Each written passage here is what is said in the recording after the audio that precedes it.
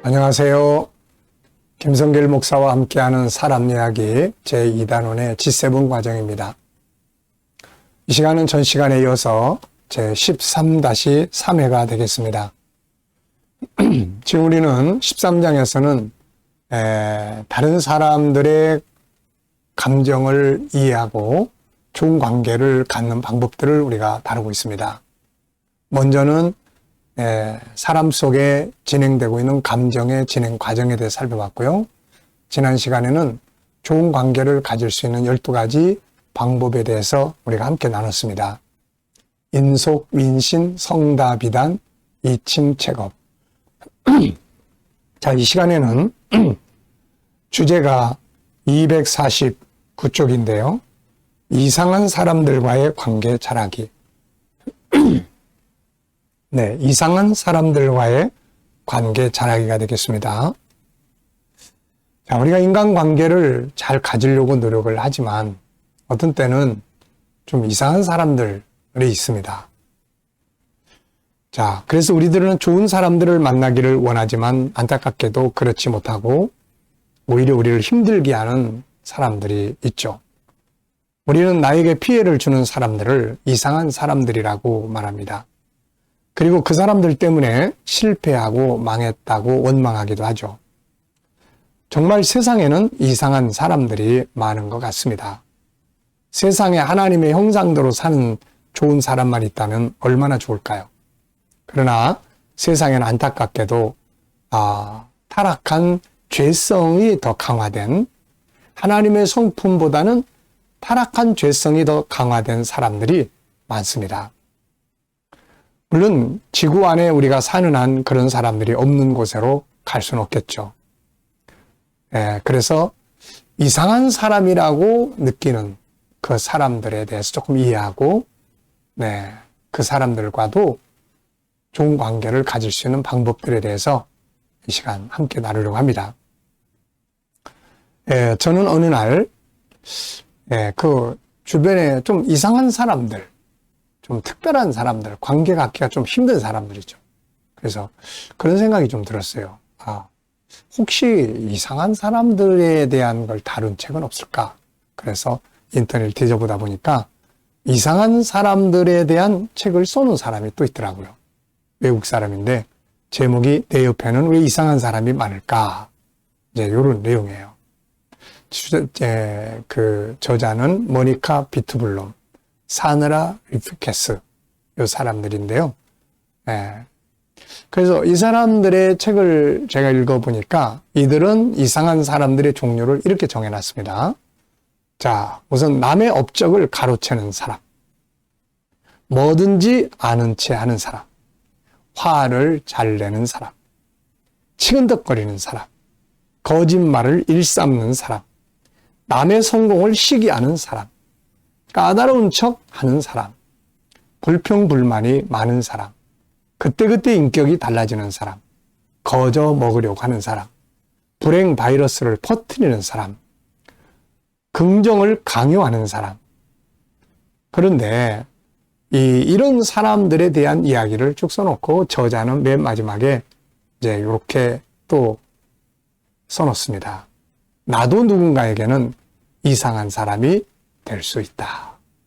제가 참 이 글을 보고 참 많이 공감을 했어요. 앞부분에서는 이러이러한 사람들이 참 이상한 사람들이야. 그런데 마지막에 가서 나도 이상한 사람이 될 수 있다. 그러고 보니까 맞는 것 같습니다. 저도 어떤 사람한테는 참 좋은 사람으로 인정을 받고 하지만 그러나 또 어떤 사람들에게는 저 김성길 목사 참 이상한 사람이야. 이런 경우들도 있거든요. 자, 그래서 이 이상한 사람들이 주변에 있는 거를 이상하게 생각하지 말고 이런 사람들과의 관계를 어떻게 잘 가질 수 있느냐. 이게 이제 중요한 것이 되겠죠. 자, 한 사람의 이야기를 더 살펴보겠습니다. 인간관계 명품의 법칙이라는 책을 쓴 저자가 있는데요. 이 저자는 한국 사람입니다. 이분은 이렇게 이상한 사람을 써놨어요. 감정에 휘둘리는 사람, 허세를 부리는 사람, 남에게 기대려고만 하는 빈대 타입, 푸념을 늘어놓는 읍소 타입, 결단을 못 내리는 우유부단한 사람, 헛소문을 여기저기 내는 험담가, 밀어붙이기만 하는 땡크 타입, 트집만 잡는 저격수 타입, 선량한 돌부처 같은 사람, 매사에 큰소리치는 자신감, 과잉 타입, 자신감 과잉 타입, 좋은 핑계에만 집착하는 사람, 실수를 절대로 못 봐넘기는 비평가 타입. 자, 내 주변에는 이런 사람들은 없나요? 이런 사람들 때문에 혹시 힘들지 않는지, 아니면 내가 또 누군가에게 이런 이상한 사람이 되고 있지는 않는지 한번 생각을 해봐야 되겠습니다. 문제는 이런 사람들은 어디 가나 다 있다는 거죠. 어디 가나 이런 사람을 피해서 이쪽으로 갔더니 뭐 이런 말 있죠. 뭐 사자를 피해서 어를 갔더니 호랑이가 기다리고 있다. 뭐 이런 말. 네, 그러니까 우리가 바울 사도는 이런 사람을 피하고 싶으면 세상을 떠나야 된다. 이렇게 이야기를 합니다. 고린도전서 5장 10절이죠. 그래서 우리가 내 주변에 있는 이상한 사람들을 피하기보다는, 물론 어떤 경우에는 피하는 게 좋죠. 그런데 일반적으로는 피하기보다는 그 이상한 사람들하고 관계를 잘 가질 수 있도록 나를 능력 있게 만들고 훈련하는, 이게 더 중요하지 않을까 싶습니다. 자, 우선 이상한 사람들은 이런 공통된 점들이 있습니다. 첫째, 모두가 다 하나님을 닮은 본성보다는 창세기 3장의 죄성이 더 강화된 사람들이다 하는 거예요. 네. 둘째는 그 안에 상처들이 많다는 거죠. 누군가에게 당한 아픔들이 있습니다. 이런 것들이 이런 성품을 만들어 놓고 이런 이상한 행동들을 하게 만들어 놓은 거죠. 열등감, 우울증, 분노, 뭐 과대망상, 일의 중독증, 뭐 다양하게 만들어 놓은 거예요. 그러니까 알고 보면 그 안에 아픈 상처들이 자리 잡고 있는 거죠. 세 번째는 이들의 행동 모두는 다 자기도 좀 인정받고 싶다, 존귀하게 인정받고 싶다는 본능의 욕구로 나타난다는 거죠. 다만 표현의 방법에 문제가 있는 거지, 나도 좀 인정해줘, 막 소리 질러, 야, 막 어쩌고, 그 말을 조금 더 안에 들어가 보면 나 좀 인정해줘, 이런 표현이라는 거죠. 네, 이런 표현. 그것도 못해, 막 이러면 내가 너보다 난 사람이야, 알아? 이거 인정해? 이런 의미라는 거죠.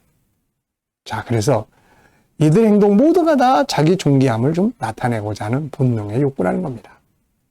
그래서 누가 엉뚱한 행동을 하면 아유, 또 인정받고 싶구만, 이렇게 이해하고 인정을 좀 해주면 좋게 갈 수가 있는 거죠.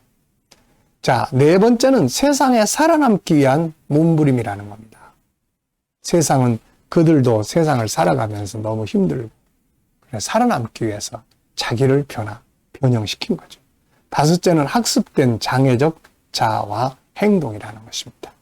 여섯째는 가장 중요한 것은 자기 자신을 잘 모른다는 거죠. 일곱째는 결국 인간관계를 파괴를 가져오고 자신의 인생에 실패를 가져오고 있다는 거죠.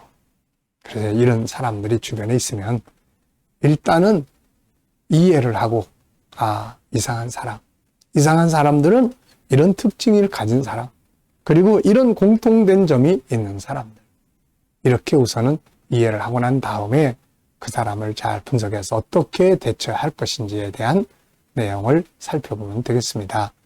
자, 주변에 이상한 사람들이 있다고 해서 너무 속상해하고 막 낙심하고 그러지 마시고, 그 이상한 사람들과의 관계를 어떻게 하면 잘 가질 수 있겠는지에 대해서 자기의 면역성을 키우고, 그리고 자기의 능력을 강화시키는 거죠. 그런 사람들 단수를 높이는 겁니다. 내 단수가 그 사람보다 낮으면 항상 당하고, 그 사람하고 단수가 똑같으면 맨날 싸우고, 내 단수가 더 높아버리면 싸울 필요조차 없이 지나갈 수가 있게 되는 거죠. 자, 다음 시간에는 이제 이상한 사람들과의 관계 갖는 방법 10가지를 살펴보도록 하겠습니다. 자, 이 시간은 여기서 마치도록 하겠습니다. 감사합니다.